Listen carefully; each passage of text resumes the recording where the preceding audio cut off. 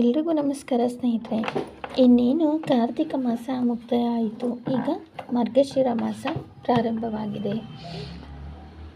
December 1ನೇ ತಾರೀಕು ಭಾನುವಾರ ನಮಗೆ ಚಟ್ಟಿ ಅಮಾವಾಸ್ಯೆ ಮುಕ್ತಾಯ ಆಯಿತು. ಈ ಅಮಾವಾಸ್ಯೆ ಆದ ಮರುದಿನದಿಂದ ಅಂದರೆ 2ನೇ ತಾರೀಕಿನಿಂದ ನಮಗೆ ಮಾರ್ಗಶಿರ ಮಾಸ ಪ್ರಾರಂಭವಾಯಿತು. ಈ ಒಂದು ಮಾರ್ಗಶಿರ ಮಾಸವು ನಮಗೆ ಡಿಸೆಂಬರ್ 30ನೇ ತಾರೀಕಿನವರೆಗೂ ಎಳ್ಳು ಅಮಾವಾಸ್ಯೆ ದಿನದವರೆಗೂ ಈ ಒಂದು ಮಾರ್ಗಶಿರ ಮಾಸ ಇರುತ್ತದೆ ಸ್ನೇಹಿತರೆ. ಈ ಒಂದು ಮಾರ್ಗಶಿರ ಮಾಸದಲ್ಲಿ ನಮಗೆ ಮುಖ್ಯವಾಗಿ ನಾವು ಆಚರಿಸುವಂಥ ಒಂದು ವ್ರತ ಪೂಜಾ ವಿಧಾನಗಳು ಮತ್ತು ಯಾವೆಲ್ಲ ಒಂದು ಮುಖ್ಯವಾದಂಥ ವ್ರತಗಳನ್ನ ಈ ಒಂದು ಮಾಸದಲ್ಲಿ ಮಾಡ್ತೀವಿ ಅಂತಂದರೆ, ಮೊದಲಿಗೆ ನಾವು ಗುರುವಾರ ಲಕ್ಷ್ಮಿಯನ್ನು ಈ ಒಂದು ಮಾರ್ಗಶಿರ ಮಾಸದಲ್ಲಿ ಪೂಜೆಯನ್ನು ಮಾಡ್ತೀವಿ. ಹಾಗಾಗಿ ಗುರುವಾರ ಲಕ್ಷ್ಮಿ ಪೂಜೆ ಈ ಮಾರ್ಗಶಿರ ಮಾಸದಲ್ಲಿ 4 ಗುರುವಾರ ನಮಗೆ ಸಿಗುತ್ತದೆ ಸ್ನೇಹಿತರೆ. ಮೊದಲನೇ ಗುರುವಾರ 5ನೇ ತಾರೀಕು, 2ನೇ ಗುರುವಾರ 12, 3ನೇ ಗುರುವಾರ 19, 4ನೇ ಗುರುವಾರ 26. ಈ 4 ಗುರುವಾರಗಳು ಮಹಾಲಕ್ಷ್ಮಿಯ ಒಂದು ಪೂಜೆಯನ್ನು ಮಾಡ್ತೀವಿ.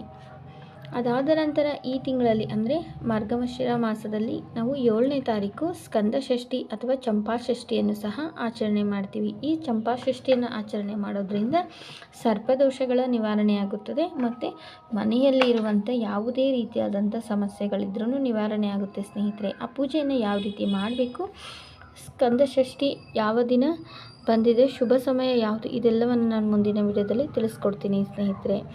ಅಷ್ಟೇ ಅಲ್ಲದೆ ಇನ್ನು ಈ ಒಂದು ಮಾರ್ಗಶಿರ ಮಾಸದಲ್ಲಿ ಧನುರ್ಮಾಸ ಸಹ ಪ್ರಾರಂಭವಾಗುತ್ತದೆ. ಈ ಧನುರ್ಮಾಸ 16ನೇ ತಾರೀಕಿನಿಂದ ಪ್ರಾರಂಭ ಆಗುತ್ತದೆ ಸ್ನೇಹಿತರೆ.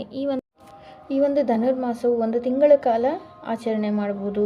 ಮದುವೆಯಲ್ಲಿ ವಿಳಂಬ, ಸಂತಾನ ಇಲ್ಲದೆ ಇರೋರು, ಹಿಡಿದಂಥ ಕಾರ್ಯಗಳಲ್ಲಿ ಯಶಸ್ಸು ಸಿಗದೇ ಇರೋರು, ಕೋರ್ಟ್ ಕಚೇರಿ ಕೆಲಸಗಳಲ್ಲಿ ನಮ್ಮಂತೆ ಆಗಬೇಕು ಅನ್ನೋರು, ಅಥವಾ ನಾವು ಯಾವುದೇ ರೀತಿಯಾದಂಥ ತಪ್ಪನ್ನು ಮಾಡದೇ ಇದ್ದು ನಮಗೆ ಯಾವುದೇ ರೀತಿಯಾದಂಥ ಅನ್ಯಾಯ ಆಗ್ತಾಯಿದ್ದರೆ ಅಂಥ ಎಲ್ಲ ಒಂದು ಕೆಲಸಗಳ ಯಶಸ್ಸಿಗಾಗಿ ಈ ಒಂದು ಮಾಸದಲ್ಲಿ ಮಹಾವಿಷ್ಣುವಿಗೆ ಹುಗ್ಗಿ ಅನ್ನವನ್ನು ನೈವೇದ್ಯ ರೂಪದಲ್ಲಿ ಬ್ರಾಹ್ಮಿ ಮುಹೂರ್ತದಲ್ಲಿ ಪೂಜೆಯನ್ನು ಮಾಡ್ತಾರೆ ಸ್ನೇಹಿತರೆ.